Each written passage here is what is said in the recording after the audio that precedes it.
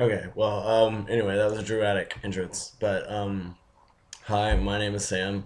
I'm just gonna tell you a little bit about myself. I'm a graduate student at SFA, um, in this interpretive leadership class. I have just a little background on my leadership positions. I have been a conductor, section leader, a teacher of music for a while, fraternity president, probationary Texas State representative. That was pretty fun. Captain of a sports team, so on, stuff like that. And I've grown up surrounded by leaders in these same kind of positions, and that's how I kind of jumped into that. First off, I'd just like to thank all of you, thousands of people, for coming to watch this thrilling talk and insight into what I feel defines a leader in many ways. Uh, Personally, I know I'm not going to apologize for my appearance because this is kind of part of what I'm going to talk about. I believe appearance has a lot to do with how people perceive leaders. And just one example is, I'm wearing a tie. And just think about every time that you've worn a suit. Like if you're sitting around in boxers and a t-shirt, um, you don't probably have the confidence that you do when you dress up and get all snazzy and you put your tie on tight and looking good in a suit. Like automatically that gives people an edge on confidence, and that's just the appearance. That has nothing to do with their innate ability to lead or qualifications or anything. And so I'm just going to touch on a few things that I think relate to that. Leaders in a lot of ways wear different hats, and I'm gonna use hats to illustrate what I'm talking about. Um, this hat, for instance, Pi Kappa Phi. I'm a member of Pi Kappa Phi, and this fraternity has a philanthropy called Push America, and we help service people with disabilities. And in fact, the mission statement for this philanthropy is building leaders of tomorrow by serving people with disabilities today. And I think that's so in tune with what this class and what my statement is all about. Leadership is service. I believe that helping others defines a leader. I believe that it's a responsibility service, and leadership is not something that you just get to point fingers and smile and reap all the benefits of being the top dog or being in that position. Yeah, this is one example of what I'm talking about. Another example might be a Christmas hat. Like in a lot of ways, the Christmas hat leader is that holly jolly fun. Like you go to work and they're always fun to work with. They never take things too seriously. They're ho ho ho, rosy cheeks, smiling all the time, and they're good. They're good leaders. Like they have their little elves followers and stuff like that. But sometimes it's hard to take them seriously, or more appropriately, it's hard to believe in them. As Santa, for instance. But everybody has these, and they usually end up being your friend more than your leader or your mentor. I know the biggest problem I've had with these kind of leaders, it'll be at a restaurant, and there's always the mean, general manager, and then there's always the faculty manager or something like that always gets a little too close and jokes around a little too much with the servers, and they never get taken seriously. They don't get treated with the respect they deserve, and they lose their leadership um, stamina, I guess. Um, Another example would be you know the police. The police, for instance, if you the appearance of a police officer demands the respect. Just because we have that respect for the societal position that they're in. For instance, when a national disaster happens, the people you look for are the first responders and those police officers, so you can follow them because you're hoping, obviously, more than that they know what they're doing, that they're looking out for your best interest, and they care. Um, that's a good thing and a bad thing because if they don't know, obviously, it's not too good, especially after Katrina. First responders had a hard time being looked at as leaders because they were in a lot of shady situations, with controlling law and order in the area in Louisiana. Um, Another example would be this camo. I mean, there's the camo leader who is always behind the scenes. He's almost invisible. You can probably never see him, honestly, but you know they're there because you can kind of hear him crackling in the woods. Um, those invisible leaders, like those are your. If you've seen Harry Potter, you know when Harry Potter is running from all the bad guys, no one really knows if he's alive or dead until he just pops out every now and then, gives people orders.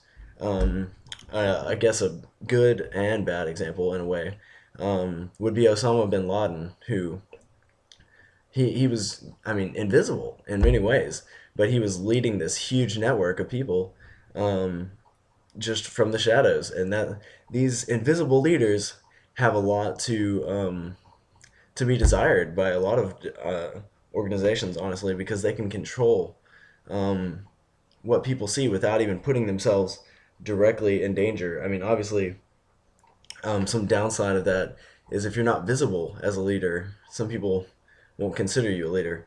Um, and another downside, I guess, for America, it was that if you can't find them, that it gives it a little difficulty on taking them out of power. In our position anyway. But anyway, another example would be the baseball hat. And this baseball hat, this leader, excuse me, is your motivational, inspirational. He's gonna pick you up, make you drive to succeed. He's gonna kick you in the butt. He's gonna bring out the fight and the passion um, in a lot of ways that other people can't. He's gonna know what drives you and try to push that envelope, push that passion, and that's good in a lot of ways because it gets your drive going, gets your heart pumping. But it's also bad because the coach is often the dictator kind of leader, and what I mean by that is drop a ball in the outfield. If you don't succeed, you're coming out of the game, and that's not so much leading as it is just pushing chess pieces around, giving them opportunities, and if they fail, okay. If they succeed, whatever.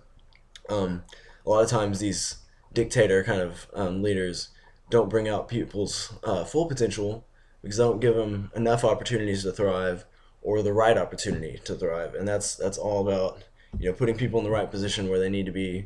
I mean, from a coach's perspective, you would want the most skilled players to play in each position, but if that's not possible, like let's say you have a great first baseman, but and a medium skilled first baseman and a terrible third baseman. Well, you want to put the guy that knows how to play third base, that's really, even though he's really good at first base, on third base, just to take that not as good guy out of the equation because you still have the mediocre kind of first base guy in your backup. So, anyway, that's just keep going here. Another example of leaders that you might want to follow, and I actually thrive on these kind of people, the creative type, the Disney character kind of out there. They're fresh. They've got sparkling ideas that will wow you.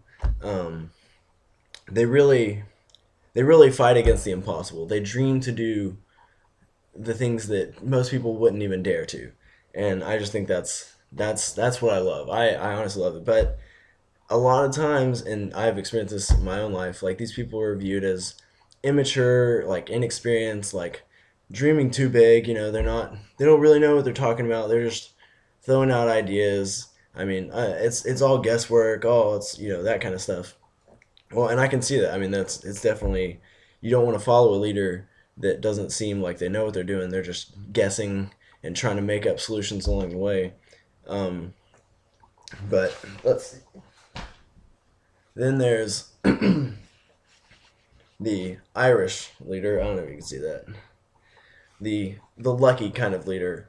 He's this leader is going to be well, I'll tell it in the way of a story. Michael Jordan was asked one day at a conference after one of his games, like, how do you get all your finger rolls to just kind of edge their way into the basket. Like no one else in the league can do it like you do. And he says, well, I mean, sometimes the ball just rolls my way. Like the harder you work, the luckier you get. And I mean, that's one of the most famous sports sayings ever, honestly, because I mean, obviously, the fact that you work harder does not influence luck in its own respect, but it does give the appearance of luck when you just have that confidence that gives you that slight edge that other people can't explain. And those leaders, people love to follow those leaders because things kind of roll their way. Um, why wouldn't you want to be on the side of the guy that always wins those little scratch offs and like always wins the door prizes, always gets the finger roll to go into the hoop? Like that's the person you want to be on the team. You feel like he has this unspoken edge that some people can't explain. And the next hat, this is the beanie leader, and the beanie leader is that warm feelings kind of leader. It keeps you comfortable, keeps you warm. It makes you feel like you're doing the right thing. Always comforting, encouraging, um, and that's great. It's very, yeah. I mean, this is actually the most comfortable hat. It really is. I personally am not this kind of person. I try to be comforting to some people and encouraging, but I just have a hard time with that. And the reason is because I don't believe that sometimes these beanie leaders have the grit and determination uh, to just get things done sometimes and to make the hard decisions, to push the hard seven, as they say. All right, the last hat, I promise, is the hard hat. And the hard hat, everyone's seen this worker, this leader. This is the leader that just gets the job done. They work hard, they're tough, they're hard to the wall all the way until they get the job done. And people can respond to that because it's something physical that they see. This guy is physically and measurably getting things done, and I see that, and he's got a cause that I can, get behind, and I want to join him. Like people, there's one of the greatest things ever is just working together. Physically, manual labor brings out the true character of people, and working together, moving everyone, lifting one tree, even just binds everyone in a way that a lot of people can't explain. Now, I've asked lots of people what their version of leadership and their ideas about leadership would be.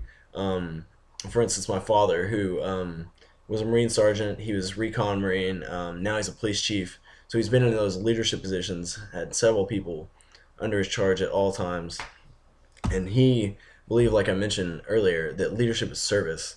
It's a responsibility to continue and not quit. Like if a leader jumps into a position or is pushed into a position, they have that responsibility to not give up. When they get tired and or something like this, it always reminds me of Forrest Gump when he's running for miles and miles and miles, and then he just stops and says, "I'm pretty tired. I think I'll go home now." And all of his followers were, I mean, that's a dumb example, but all of his followers were just dust in the wind at that point. They didn't know what to do. Like, well, what do we do now? Um, and that's the problem for a lot of leaders, honestly. Uh, Another thing, and this is funny, is another thing my dad said that a leader without followers, because a leader needs followers, is just taking a walk. Because yeah, think about it. I mean, if you got this direction and you're so motivated and passionate, but nobody's following you, well, you're taking a stroll down, solo lane, I guess. But yeah, another thing that this kind of relates to is um, Major General John B.C. Stanford, who was one of the greatest military minds in the past 20th century for the America. He was asked the question, "How could you develop leaders in any profession?" And he said, "The secret to success is to stay in love. Staying in love gives you the fire to ignite other people, see inside other people, to have a greater desire to get things done than other people. A person who is not in love doesn't really feel the kind of excitement that helps them achieve. I don't know any other fire, any other thing in life that is more exhilarating and more positive than the feeling of love. And in a lot of ways, I agree with that. In some ways, I disagree. Love is, yeah, I mean, it's one of those unspoken, in all the fairy tales, love is the most powerful magic of all. It breaks all the curses and everything. Um, I asked another person. This is a Purdue avionics major, um, triple doctorate or something like that. I don't know. It's a friend from back home, real genius, and this leader in their field, um, in many ways. And they see leadership as this. They just see leadership as, the person respecting the people that follow them and doing what's best for the team despite their personal feelings, regardless of what they believe or think. They know what's best for the team and they'll do that. And obviously, they have to be intelligent and hardworking and have that integrity that people can believe in and trust, and that curiosity um, that still sparks that little imagination factor, the Disney factor, if you will.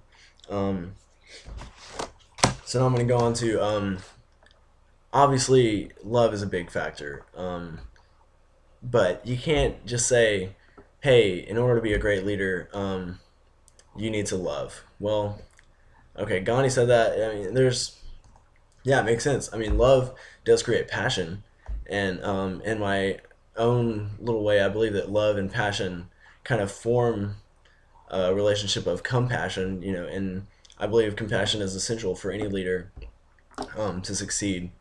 Um, but personal mastery is also good because I mean, okay, if